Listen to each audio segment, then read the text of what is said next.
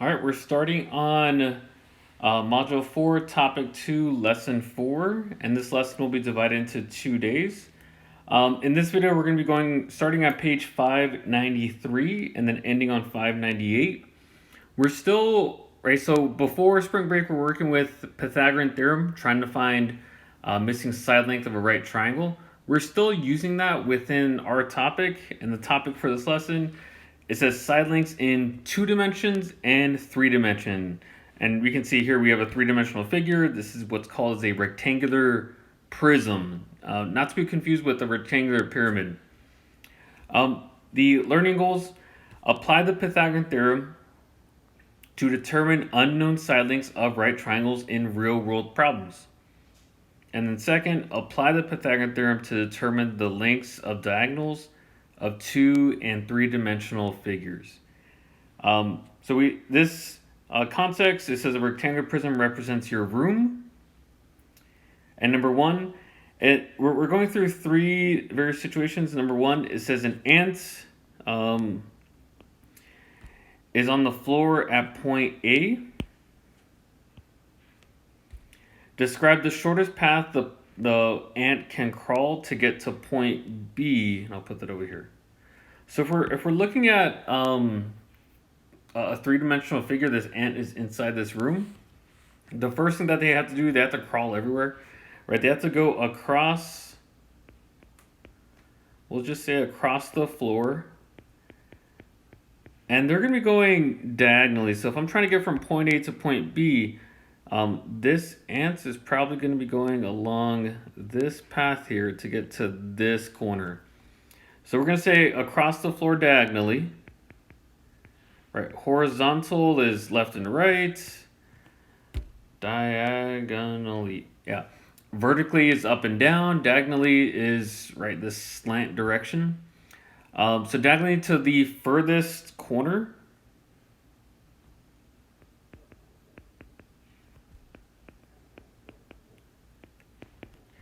And it's going to be really important that we can, visualize this. Now that they've gotten across the floor, we're going to then go, from there, they're just going to go straight up. So go straight up vertically. I'll just say to point B. Okay. So that's the path that the ant is going to take to get from point A to point B. For number 2, describe the shortest path the fly can travel to get from point A to point B. So a fly is definitely not going to cross across the floor and then go straight up. I mean, they can, but that's not the most efficient way. They're just going to go straight from point A to point B, and I'm going to draw it like this as best I can. Okay, so they will fly directly to point B, so in a straight line. And then really we're using these 2 problems to answer number 3. When you connect the ant's path and the fly's path, what figure do they form? So it's kind of hard to tell from this just because we're looking at a 3-dimensional figure on our paper, which is in 2 dimensions. But the dashed line that we have created, this is actually a right angle. It may not seem like it might seem like more of an obtuse angle. But this, what's formed is we have a right triangle. So we're not going to get to it in today's lesson of finding using the Pythagorean theorem for this specific triangle. That'll be tomorrow's lesson or the next lesson. But it's going to be, like I said, important to visualize this. But let's go to getting started on the next page. So we're just going to draw diagonals here. So number 1, or before we get to number 1, it says draw all the sides you cannot see in each rectangular solid using dotted lines. Then draw a 3-dimensional diagonal using a solid line. Okay. So right, when you have 3 dimensions, you can't see all the sides. Imagine if you were to see a cube, or not, well, I guess a cube, but like let's say a dice. Like you might see this thing that has like two circles, this thing that has, or sorry, one, two, and then maybe three. But we can't visually see like the sides of the dice that have 4, 5, and 6. Um, so same thing here. So we have some sides that we can't see, although this is probably like a transparent rectangular prism. And we also don't have this one either. Okay, so it looks like that is all good. I'm gonna now connect, I'll use red here. I'm gonna connect the opposite diagonal here, opposite points. If I take this top left point, that's gonna connect to this one on the front right. We're gonna connect this with a solid line. Right, so this is the diagonal of a three-dimensional figure. Okay, we have this front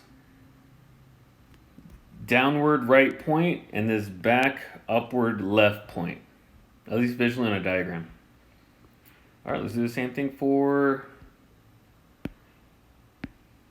number 2. All right, so what's nice about this is it at least gives us the floor. The floor is a rectangle. That's why we call this a rectangular prism. And then we're also going to connect right here. These are sides that we don't see yet. And then just to refer to the vocabulary off to the right, a diagonal is a three-dimensional figure, is a line segment connecting any two non-adjacent vertices. So vertices are these points here, like here, here, here. The pointy parts, they're the corners. We can connect any opposite vertices. That there's a couple to choose from, but I'm going to choose, let's say I choose this one and this one here. I'm going to draw a straight line, solid line connecting that. So this one is the back right upper vertice. This is the front left downward vertice. Okay, good. All right, and then let's go to our first activity. And actually, we're just really focused on only one activity. Activity 2, 3, and talk the talk is on the next lesson. But let's get to the next one. Okay, we will be using a calculator at certain parts in this lesson. But activity 1, determine the lengths of diagonals of rectangles and trapezoids. So maybe to refamiliarize ourselves, right? So this is a rectangle, and a trapezoid is a four-sided figure where it has two parallel sides. Now these parallel sides, they don't have to be the same shape though. Right, so these two line segments are parallel. We put an arrowhead through it. But the other ones are not parallel. They don't have to be parallel. If they're the same length, we would call that isosceles trapezoids. But this is just a regular trapezoid. Okay. So it says, previously you have drawn or created many right triangles and used the Pythagorean theorem to determine side lengths. In this lesson, you will explore the diagonals of various shapes. So we're going to be starting with rectangles, probably the easier of the shapes. Just finding out what is the diagonal for that. Okay.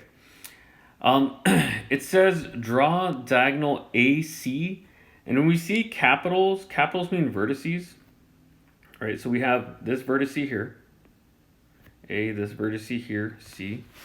And I'll just connect both of them. Or whenever we have a story problem, it's best that we draw an image, a figure. So we're drawing this in rectangle ABCD, then determine the length of a diagonal AC. Okay. Now we know that we're going to plug this into the Pythagorean theorem, where we have lowercase a, b, and c for a squared, b squared, plus b squared equals c squared. Now, the question is which one is which? Now, when you have something like this where it actually gives us like a, b, c, and d, right? This is our right angle since it said it's a rectangle. We know it's going to intersect at a perpendicular angle. Whatever, I'm going to draw this, I'm going to erase it. You see how this is a? Whatever is opposite that's lowercase a. So this is going to be, we're going to have a equal to 15.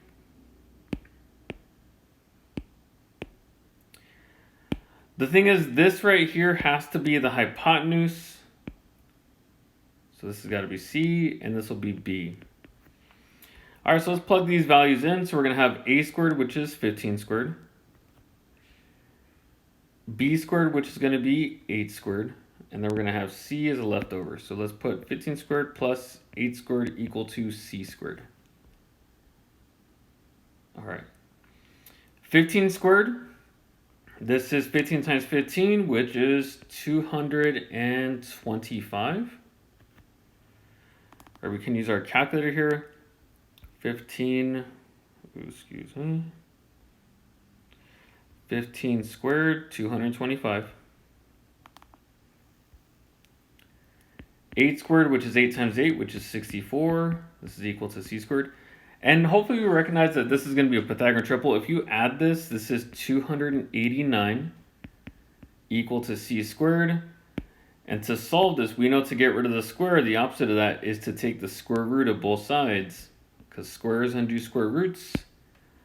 On the right side, we'll be left with C, just C. And on the left side, square root of 289. Right, 289 is 17. Because 17 times 17 is equal to 289. So this is the length, and this is in terms of feet. So the length of AC is 17 feet. Okay. Now for B, we're going to go through this somewhat faster, but it says now find the diagonal of BD. Okay, we found AC, but BD we're going to use B here, D here. I'll connect. So here now we're using this right triangle.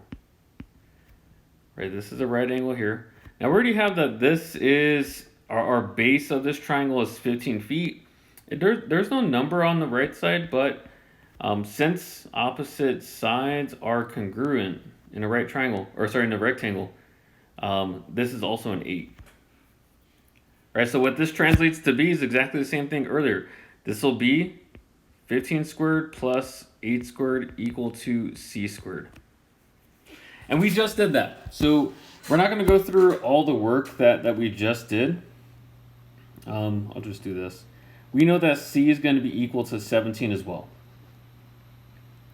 So C, what can you conclude about the diagonals of this rectangle? Or we can say that the diagonals of the rectangle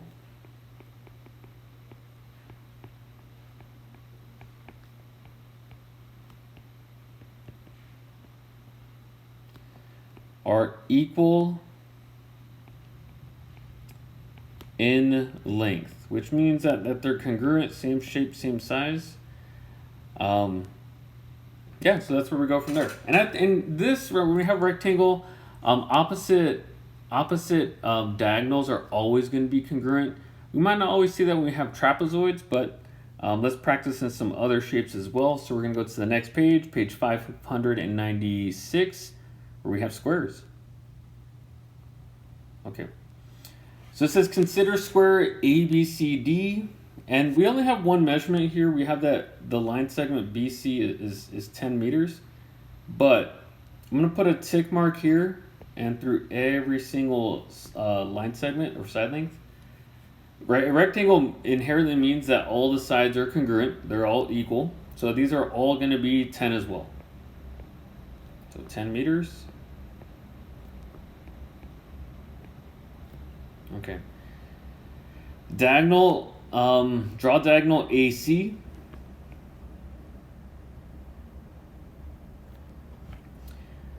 In the square and determine the length of that diagonal. So this is going to be our C again because that's a hypotenuse. We have this right triangle that's formed. I'm just going to highlight this. I'll highlight that. Right, this is our right triangle, this red right triangle. Okay. So for this, if we have A squared plus B squared equal to C squared, this will be 10 squared, maybe for that bottom one, plus B squared, probably for this left one. Right, so it's going to be 10 squared equal to C squared. So 10 squared, 10 times 10 is, right, this does not mean 10 times 2. 10 times 2 is 20. but this means multiply 10 twice. So 10 times 10 is 100, plus another 100. Before I do anything with the square root, let's simplify the left side. 100 plus 100 is 200.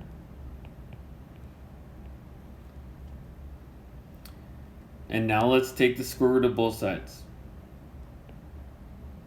Right, on the right side, we know that it goes away. We have c. On the left side, square root of 200. You're thinking of what number times itself equals 200. So that I'm going to plug into the calculator. What's happening?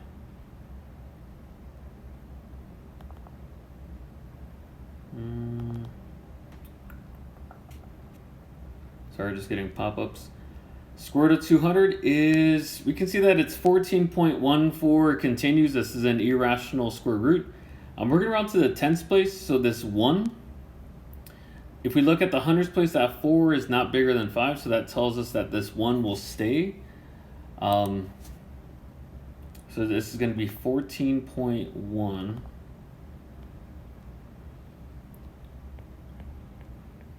I should put that this is approximately equal to, so we're going to put the squiggle here. This is about 14 1/10 of a meter. Since that was our unit, we had 10 m, so that stands for meters.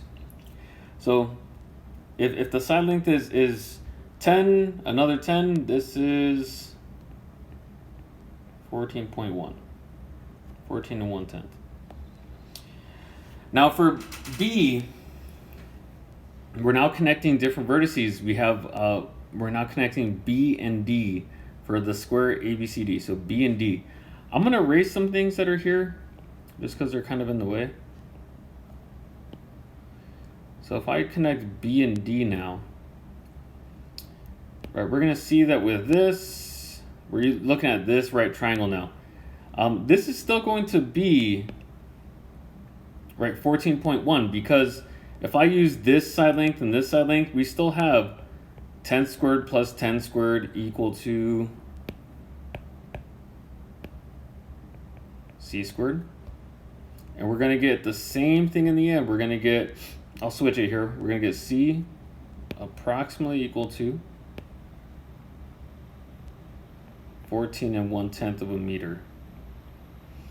So what can we conclude about the diagonals of squares? They are also, right, the diagonals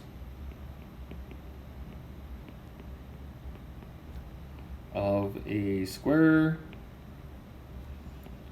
are also equal in length.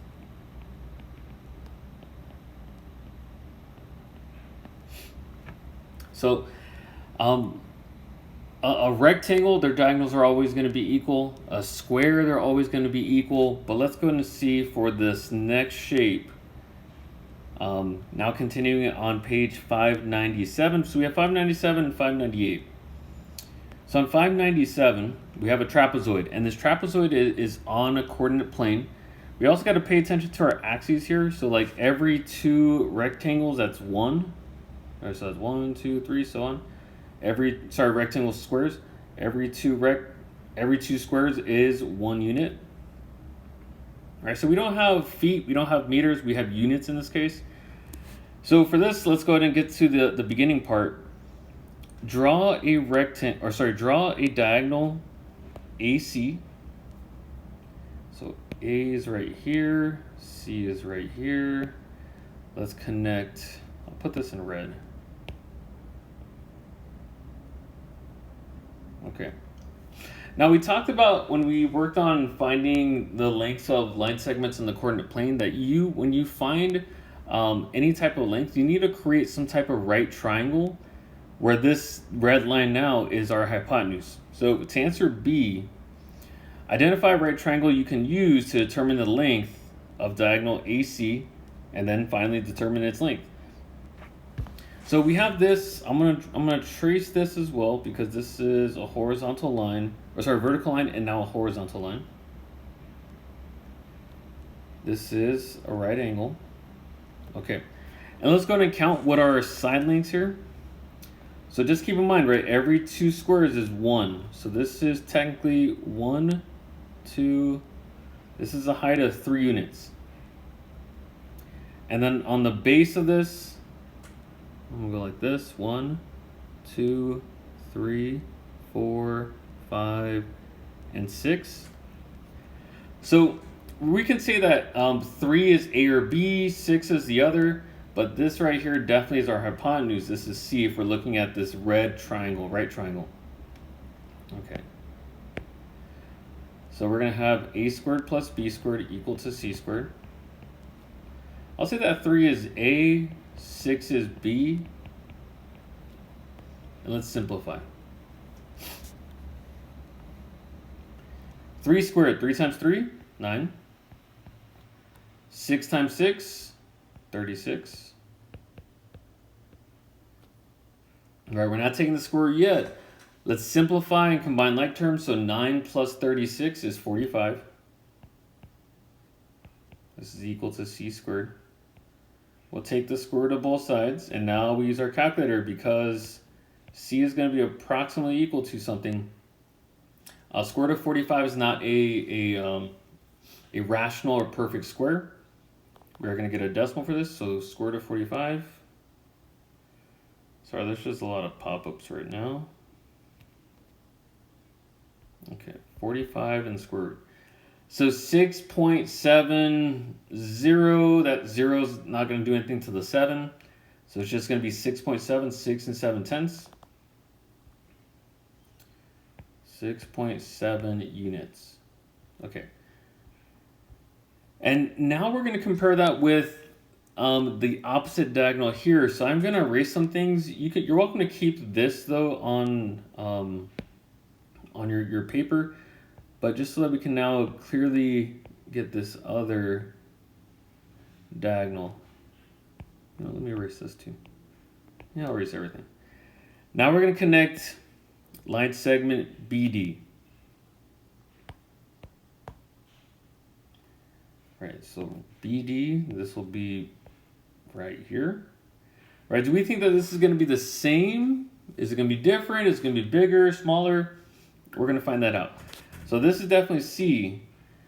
And what was different is that we used the actual side lengths of the other one for this. This one, we have to actually draw a line. I'm going to draw this vertical line and this horizontal line part of the actual figure itself to draw that right triangle. All right, because it has to intersect at a 90-degree angle. All right, so same thing here. 1, 2, this is still a height of 3. But our width is going to be a little bit different. This is 1, or because this is a unit of 1. 2, 3, 4. All right, I challenge you to hopefully recognize that this is a Pythagorean triple. What is the hypotenuse of this? We have 3, 4. What's the hypotenuse? But let's go and explore. So 3 and 4 will be A and B.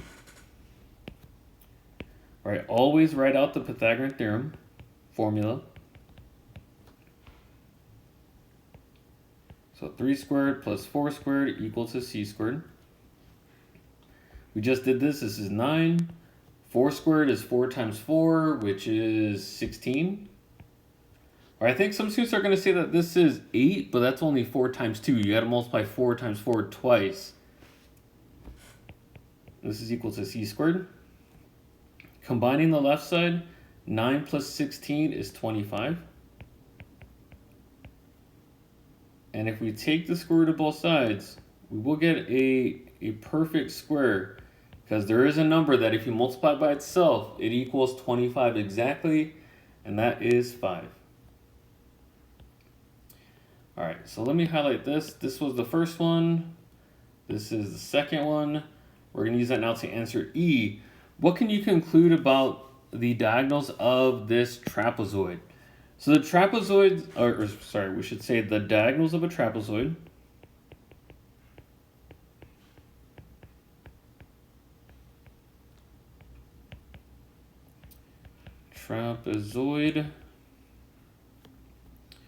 are not equal in length.